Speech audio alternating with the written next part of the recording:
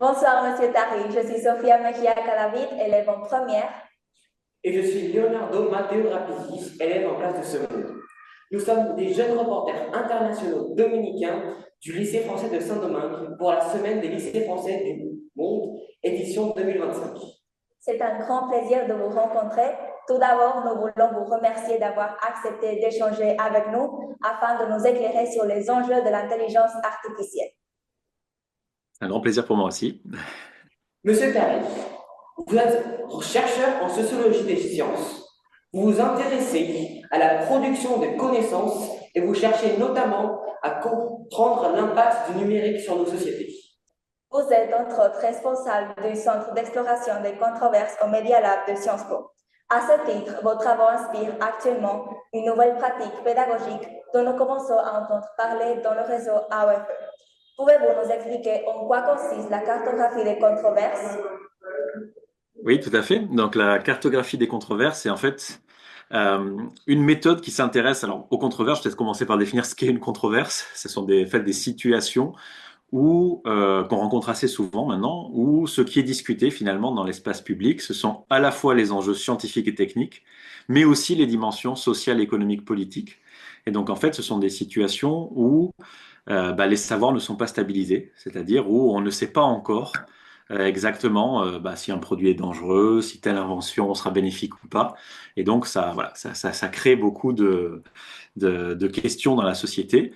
Et c'est un enjeu à la fois pour la production de connaissances, donc pour les scientifiques qui essayent de produire des faits scientifiques, et évidemment pour les citoyens et les citoyennes. Et donc la cartographie des controverses, c'est une méthode qui a été inventée par un philosophe et sociologue qui s'appelait Bruno Latour.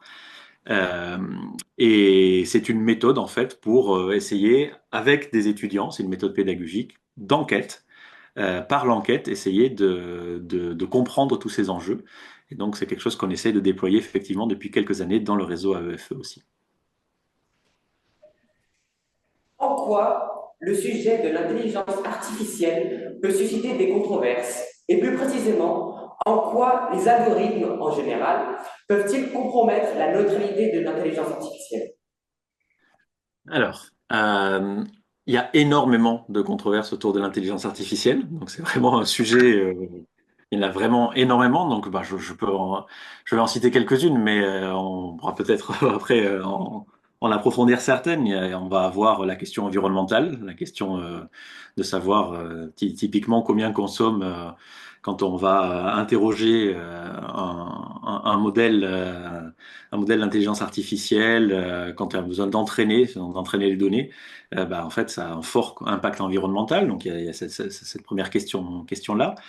Il y a des questions qui regardent les biais de l'intelligence artificielle, c'est-à-dire dans la manière dont ils ont été entraînés, ça peut avoir des conséquences sociales assez graves. Ça peut, dans l'utilisation de l'IA, comme l'algorithme. Si je reviens à votre question d'algorithme en même temps, on dit des fois que les algorithmes sont un peu des boîtes noires. Alors le mot de boîte noire, il renvoie un petit peu à ce qu'on connaît dans l'aviation, c'est-à-dire que c'est la boîte qui va enregistrer toutes les données du vol. Et en fait, ces données-là, ça ne nous intéresse pas, ça nous intéresse quand il y a un problème, quand l'avion crash. Et donc, du coup, on ne sait pas très bien la façon dont les données sont traitées. Donc ça conduit à des conséquences sociales. Je vais donner un petit exemple pour ne pas rester trop abstrait. Euh, Vous avez par exemple, si vous prenez Google Traduction et que je vais prendre un exemple qui vient du hongrois parce que c'est une langue qui a l'usage du neutre. Et donc, si vous prenez en hongrois, si vous tapez OZEP, qui est alors je ne suis pas sûr de bien le prononcer, mais je sais que quand vous le mettez dans Google Translate, en anglais, on vous traduit ça par She's beautiful ou He is beautiful. Donc, soit elle est belle, soit il est belle. Quand vous mettez la traduction en français, on a juste elle est belle. Donc, un usage qui est neutre, on met ça. Si vous mettez Okos, cette fois-ci, il s'agit de l'intelligence. En anglais, on voit encore qu'il y a le choix des deux. Et en français, automatiquement, cette forme neutre sera traduite par il est intelligent. Et donc, on voit que là, l'intelligence, le moteur d'intelligence artificielle qui fait la traduction n'est pas neutre. Il va en fait nous traduire de façon genrée la beauté comme relevant du champ féminin et l'intelligence comme relevant du champ masculin. Il y a des tas d'autres controverses sur l'intelligence artificielle, sur la possibilité euh, d'empoisonner les modèles pour qu'ils répondent de façon tordue, sur la sécurité des données personnelles. De plus en plus de gens utilisent l'intelligence artificielle comme confident pour discuter avec, pour se confier, pour demander des choses. Le problème, c'est que toutes ces données, en fait, on donne à des entreprises internationales, souvent américaines, en fait, des tas de choses très intimes sur nous. C'est encore en termes de données personnelles, on franchit encore un cap quand on se confie sur son intimité la plus forte. Enfin, voilà. Il y a vraiment évidemment toutes les controverses sur l'emploi, sur tout ce qui va se transformer. Donc voilà, il y a vraiment énormément de controverses. Et pour répondre voilà, sur l'algorithme, finalement, je vais vous laisser poser d'autres questions, mais on va peut-être revenir dessus. Ce qui est intéressant, c'est que toutes ces choses sociales et politiques, finalement, se cachent dans un algorithme. Mais j'essaie d'être plus précis, c'est pas tout à fait toujours l'algorithme qui pose problème avec l'intelligence artificielle. Donc, on va peut-être revenir là-dessus. Nous savons que l'intelligence artificielle utilise de gigantesques bases de données pour fonctionner et fournir de l'information et des réponses aux utilisateurs. Néanmoins, ces big data ne représentent-ils pas une certaine vision du monde? Quels peuvent en être les enjeux? C'est exactement là que je veux venir. Donc la transition est parfaite. C'est tout à fait là pour dire que très souvent, ce qui pose problème, c'est pas l'algorithme en lui-même, parce que c'est souvent ce qui est mis en avant par les grandes entreprises pour dire on a un super algorithme hyper puissant qui va répondre, qui s'entraîne lui-même, hein, parce que c'est ça l'intelligence artificielle, c'est quand même sa capacité à apprendre de lui-même. Mais en réalité, cet apprentissage de lui-même, il faut quand même à la base qu'on le nourrisse par quelque chose. Et donc par rapport aux anciens algorithmes, où finalement on lui disait si jamais tu vois tel signal, réponds de cette manière. Si tu vois tel autre signal, réponds de cette façon. Ce qu'on appelle le machine learning, donc l'apprentissage automatisé par l'informatique, c'est l'idée de dire, en fait, je vais te donner des données et tout ça, ce sont des photos de chats, tout ça, ce sont des photos de chiens. Tu dois être capable par toi-même de trouver les règles de ce qui fait un chat et ce qui fait un chien. Et donc, évidemment, ça dépend du jeu de données qu'on a donné. Donc là, bon, on se dit, bon, je vais lui donner des photos de chats, je vais donner des photos de chiens, il n'y a pas de problème. Mais évidemment, le problème va se poser quand, en fait, ces images, elles représentent, parce que c'est l'idée qu'elles soient une vision du monde, pour reprendre la formule d'une libraire qui s'appelle Anna Davis, qui a écrit un texte là-dessus, sur l'idée que nos bases de données étaient des visions du monde. En fait, dans la représentation par les images, il y a des tas de choses cachées. Typiquement, je vais prendre l'anglais encore une fois parce qu'en français, on n'a pas ça, c'est une question de genre encore là. Si je mets nurse pour dire infirmier ou infirmière, très souvent, dans les bases de données, les images de nurse seront en fait des images de femmes. Et donc, pour l'intelligence artificielle, qui n'apprend que à partir des images qu'on lui a fournies, enfin des données fournies, c'est pas toujours des images, c'est aussi des textes, mais là, du coup, nurse, ce sera une femme forcément. Et donc, on voit tous les biais. Des études ont été faites pour montrer, pour étudier ces jeux de données, où on voyait que globalement, il y avait beaucoup plus d'hommes que de femmes dans ces jeux de données. Il y avait beaucoup plus de jeunes personnes que de personnes plus âgées, enfin de jeunes, pas des enfants, mais des personnes actives, de la vie active. Et globalement, un autre biais très important, il y avait beaucoup plus de personnes blanches que de personnes qui ont des peaux plus noires. Et donc ça aussi, ça va avoir un impact, bien sûr. Si on ne fait pas attention aux jeux de données, derrière, la façon dont ces algorithmes vont s'entraîner sur une vision du monde très déformée. Je reprends juste mon exemple juste avant du hongrois.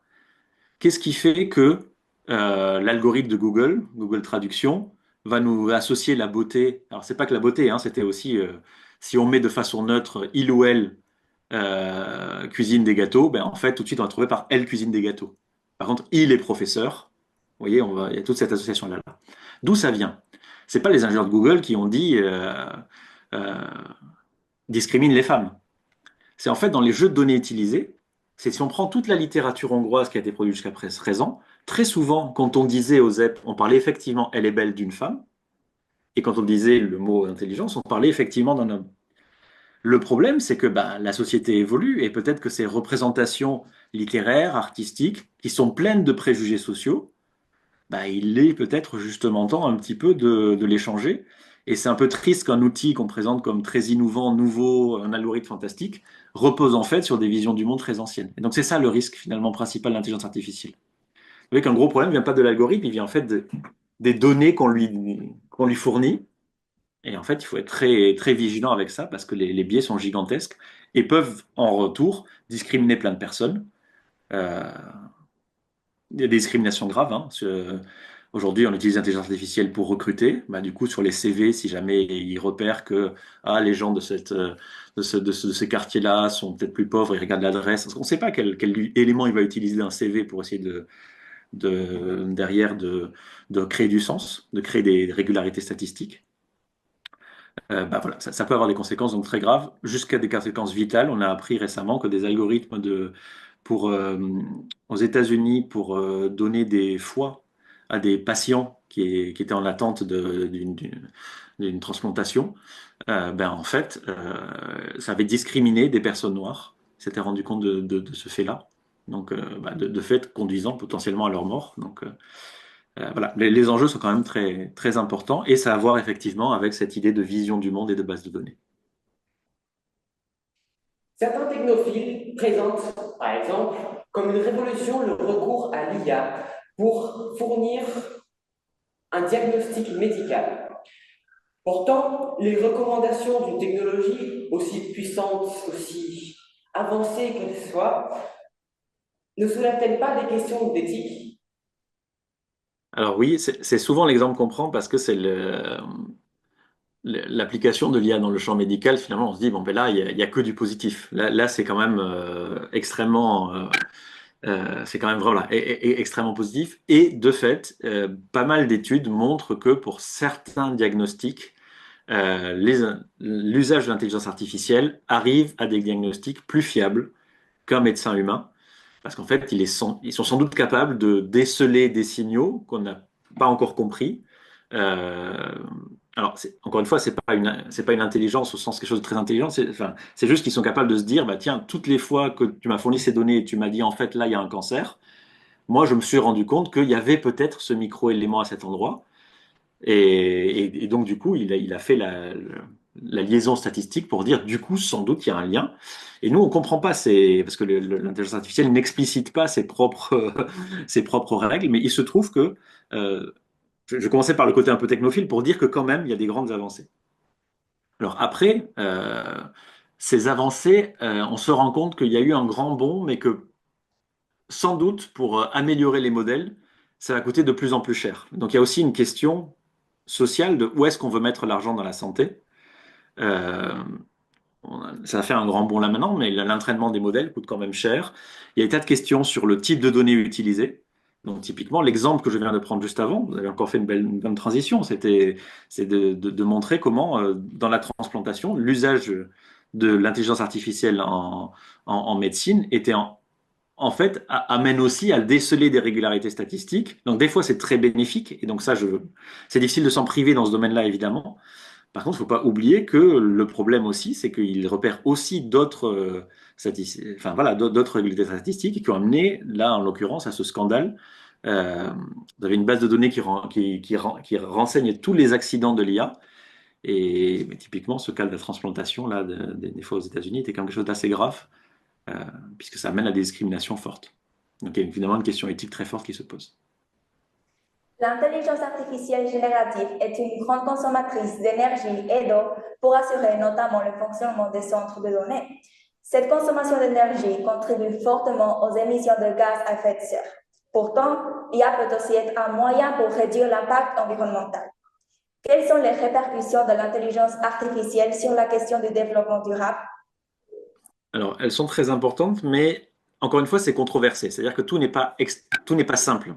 Une controverse, c'est justement aussi des situations où on ne peut pas, de façon simple, être seulement incriminant ou au contraire bah, trop technophile par rapport à une innovation. Il y a beaucoup de débats sur, en fait, bon, on a vu il y a quelques mois beaucoup d'articles de journaux qui nous disaient, ah ben voilà, quand je fais une requête sur ChatGPT, typiquement, ça va consommer tant d'énergie, ça va consommer tant d'eau. Donc ces chiffres-là sont pas du tout négligeables, hein, c'était des chiffres assez importants.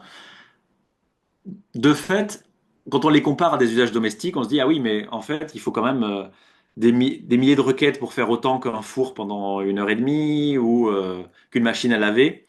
Alors, ce qui ne veut pas dire que c'est peu, c'est-à-dire que globalement, on consomme énormément d'énergie et d'eau et tout notre modèle de société repose en fait sur des consommations trop importantes. Ce qu'on se rend compte en fait, c'est un peu plus subtil, c'est pas tellement le fait d'interroger nous-mêmes l'IA, c'est surtout souvent l'entraînement. Donc, je pense que les dernières études ont montré que seulement 3% de tout ce que consommait l'IA, c'était les requêtes des utilisateurs privés. Mais il y a aussi les requêtes par les grandes entreprises de l'IA dans des domaines de production. Et il y a l'entraînement des bases de données. Donc, en réalité, le système lui-même, par les data centers, par l'énergie consommée globalement dans l'entraînement des modèles, ça, est extrêmement négatif pour l'environnement. C'est une réalité. Après, le petit geste de faire une requête, c'est pas une catastrophe écologique, vous voyez. Mais c'est dans son ensemble que c'est très problématique, évidemment, au niveau du développement durable. Euh, Ce qui est important à noter, je pense aussi, c'est qu'il y a une course à l'IA. Tous les géants veulent essayer d'arriver avec l'outil le plus performant, le modèle qui, soi-disant, va mieux imiter le langage humain, va de plus en plus nous plaire. Et ils s'intéressent très peu à l'environnement. Le gros problème, c'est ça surtout. Ils auraient les moyens d'optimiser l'efficacité énergétique, de réduire la consommation en eau, de réduire la consommation en énergie. Mais ça ne les intéresse pas, tous les grands géants, que ce soit Google, que ce soit Meta, que ce soit Elon Musk, que ce soit OpenAI pour ChatGPT. Tous ces géants-là mettent les enjeux économiques clairement bien devant la réduction des émissions. Donc voilà, c'est problématique en soi, mais ça aurait pu être limité et ils ne le font pas. Et ça, politiquement, c'est très grave. Voilà. Merci beaucoup, Monsieur Tari, de nous avoir expliqué les enjeux de l'intelligence artificielle. C'était un grand plaisir de partager ce moment avec vous dans le cadre de la semaine de lycée français du monde 2025. Merci beaucoup, c'était un plaisir partagé. Merci encore.